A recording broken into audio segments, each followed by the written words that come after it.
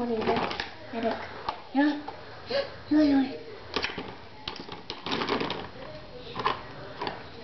Vagy a szívből. Ennek nincs tete. Jó? Vagy a Hani.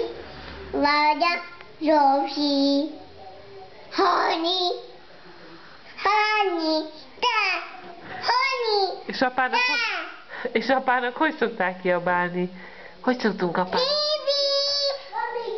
Gyere, mert van egy kis... Egy kis micsoda? Egy kis Bibi. Még itt van egy villanya. Bibi. Ha nem kell az a villa, akkor 2 villám lesz. Na, megterítetted az asztalt, és mit fogunk most akkor csinálni? Hát apa is erre az utána jön, és ebédel velünk itt. Ebédel, nem inkább vacsorázunk? Vacsorázunk. Mert az tavaly vacsoráztam. Apa majd ide. Nem, ez itt vacsorázni itt a villa. Nem, ez az apáé. Jó? Apa.